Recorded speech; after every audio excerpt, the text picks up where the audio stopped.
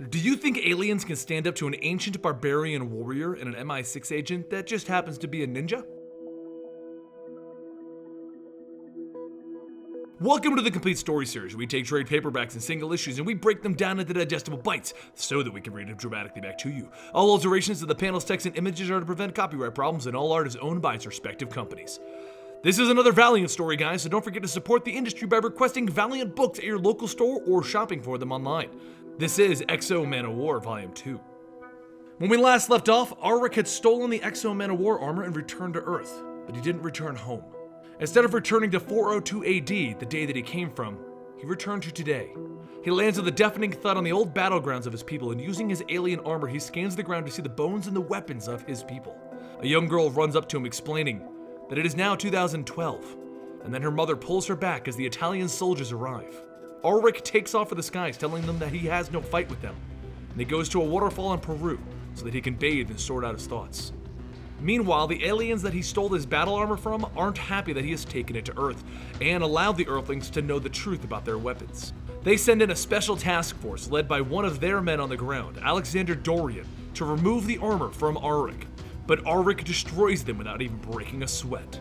Realizing that he already has control over the armor, the aliens use their agents inside of MI6 to send in MI6's best agent, Ninjak. Auric didn't actually kill everyone though. He left Alexander alive because he wants answers as to why they're attacking him. Alexander explains that they were sent in to capture him, but he came to speak with Auric about Shanhara. "How do you know that name?" Auric demands.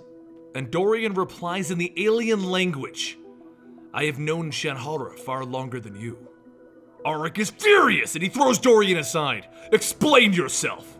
And just then, Ninjak lobs a throwing star at Auric, clipping his ear.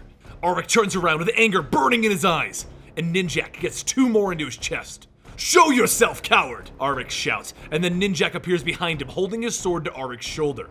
"I have seen women trim their hair with longer blades than that. I am Auric of Dacia. I cut my teeth on swords."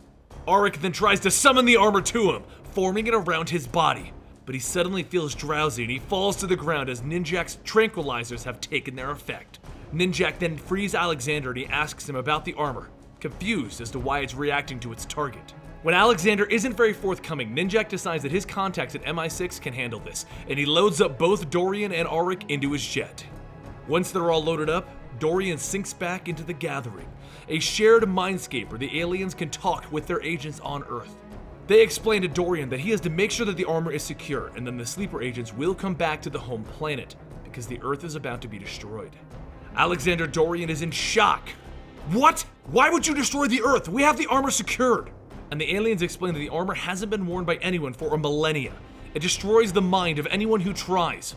And now an Earthling has it, and he's using it against them. Humanity's end is at hand. Alexander wakes up from the Gathering saying to himself, "Not yet." He walks over and he turns off the gases, keeping Auric unconscious. And just then, Ninjak enters the room in time to see that Alexander is setting the armor free.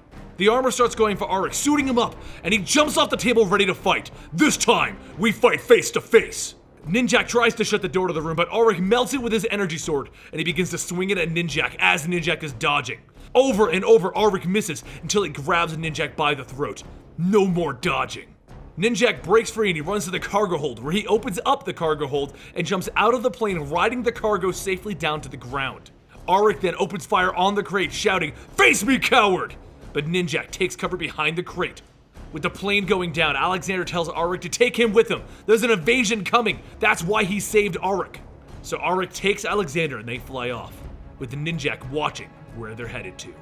Auric and Alexander take cover in one of the houses in the area where Alexander explains everything that's going on to Auric.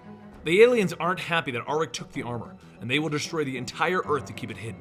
They'll need Ninjak on their side. He's only working for the enemy because he doesn't know the truth, and in order to save the planet, they'll need both of them. These aliens, the Vine, they travel through the galaxy cultivating fruits that they bring slaves in to maintain. But they consider the fruits holy and they refuse to eat them, instead allowing them to fall and rot in the ground. The Vine don't appreciate the bounties and the pleasures of the world. They are no different from the mindless plants that they cultivate. Alexander has no intentions of returning to them. When the Vine find a world, they typically leave behind beings known as plantlings to become sleeper agents on that world, That's what Alexander and the other people in the Mindscape are. They get integrated everywhere, and other than the whole slavery and abduction thing, the Vine are harmless. But as Alexander is finishing telling the story of the Vine, the armor reacts to Ninjak sneaking around the room. Their fight starts again as Ninjak jumps in using a flashbang to blind Auric. He begins to wildly shoot around the room, and once his eyes finally clear, he sees that Ninjak has Alexander hostage. If you think I have any loyalty to that creature, you are a fool. I will gladly blast through him to get to you and be rid of you both. Are you not listening? Alexander exclaims. The invasion fleet is on its way. So he explains again to Ninjak. But Ninjak wants proof, which is easy for Alexander to do. He warps into the Mindscape to inform the agents in MI6 that the armor has been spotted in Venezuela. The agents of MI6 then call up Ninjak to inform him that his target is in Venezuela and he'll need to move there. Hanging up his phone, Ninjak looks to the group. I didn't like them anyway. They work quickly, taking out one of the other plantlings and moving towards London. Their first objective is to remove the threat of MI6, and Auric and Ninjak meet up outside of their headquarters. Auric takes to the skies while Ninjak calls it in. I have the armor you were asking for. It took me a while to get it back to you. And then Auric opens up their assault by blasting the building with his suit. He begins blowing the walls apart while they try and scramble reinforcements, and the plantlings begin shooting the normal civilians in the building so they can arm themselves.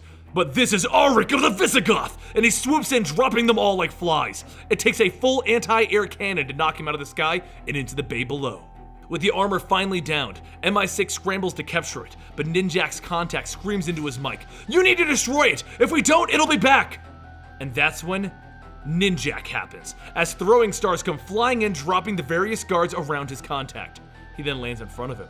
"You were hired to bring the armor to me. This isn't what I had in mind. And you haven't been truthful. Grow up, this is the spy business. We're all liars and conmen. Not you! You're not a man at all!" So Alexander told you about us. Did you really think that you would stand a chance? I have a 5th century barbarian and an alien battlesuit on my side. I think I'll take my chances. Then do what you have to do with your precious time remaining. And Ninjak cuts the plantling in half. Outside in the water, Auric rises ready to continue, and he walks forward, cutting the plantlings apart. With Ninjak's help, they drop every last MI6 agent, and Auric steps forward. "Are there no more?" Speak up. If any are lurking in the next town over, they might not have heard you. You are truly formidable if you did not use such tiny swords. Now we prepare for what's next. Our truce is only temporary. I have not forgotten that you sought to hand me over to the enemy. If you could be fooled once. I want us around each other less than you do. You're too much of a wrecking ball to be of any practical use to me. Go wage your war in the open, and I'll keep mine to the shadows. We'll remain allies until when? Until we're not. Agreed. And with that, Auric and Ninjak parted ways. But out in deep space, the aliens are approaching, intent on attacking this world. And that concludes Volume 2 of Manowar. I know it's kind of middle of the road, but just wait for that invasion. It's going to be epic. Personally, I love Manowar. I feel that this story is one of my favorite in the Valiant universe. And Ninjak, he's definitely an awesome character to have along for the ride. Don't forget to go check out your local store and ask for Valiant or look for them online because sometimes your store might not be carrying them. And I'm Benny for Comicstorian. I'll see you guys next time right here.